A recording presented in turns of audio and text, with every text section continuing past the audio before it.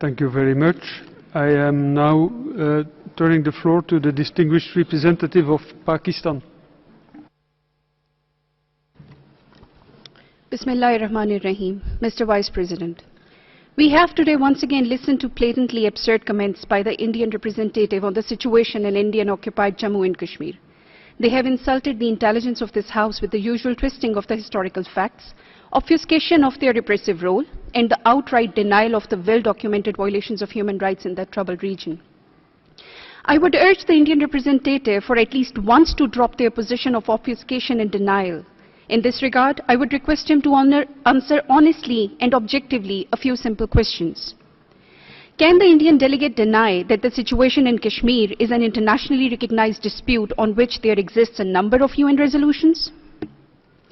Can the Indian delegate deny that the UN has expressly called for holding of an impartial plebiscite to ascertain the wishes of Kashmiri people? Can the Indian delegation deny that there are over 700,000 Indian military and paramilitary personnel deployed in Indian-occupied Kashmir, which amounts to a shocking ratio of around 1 military person to 17 civilians? Can the Indian delegation deny that since 1989, around 98,000 civilians have been killed in IOK and that they are all well-documented reports about mass graves? Can the Indian delegate deny that in the most recent upsurge of violence since 8th July, over 90 persons have lost their lives, 8,000 have been injured? Can the Indian delegate deny that to suppress the Kashmiris, the Indian armed forces have resorted to an indiscriminate use of pellet guns aimed directly at civilian protesters, resulting in 120 persons being blinded and many suffering from the grievous injuries that will blight their lives forever? Can the Indian delegate deny that the entire valley of IOK is under curfew since most of the past 2 months? And finally, I have framed these questions in a simple manner so as to facilitate clear and honest answers from the Indian delegate. I hope we can finally cut through the traditional Indian pattern of obfuscation, denial, and blame shaming. Thank you. Thank you very much.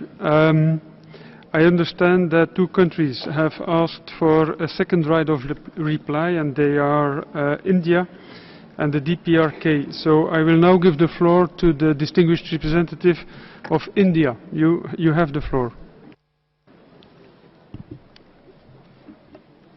Thank you, Mr. Vice President. We strongly reject Pakistan's continued misuse of the Council to make tendentious references about internal matters pertaining to the Indian state of Jammu and Kashmir. This stems from Pakistan's territorial ambitions over Kashmir that has found concrete expression in repeated armed aggressions. Pakistan continues to be in illegal occupation of a large part of territory in Jammu and Kashmir.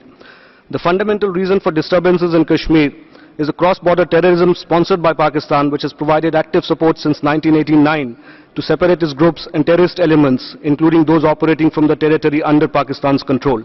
Pakistan's dismal track record is well known, and many countries have repeatedly called upon Pakistan to end cross-border infiltration, dismantle the terrorism infrastructure, and stop acting as an epicenter of terrorism.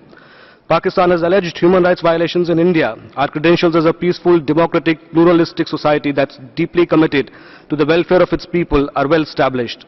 On the contrary, Pakistan is characterized by authoritarianism, absence of democratic norms, and widespread human rights violations across the country, including Balochistan.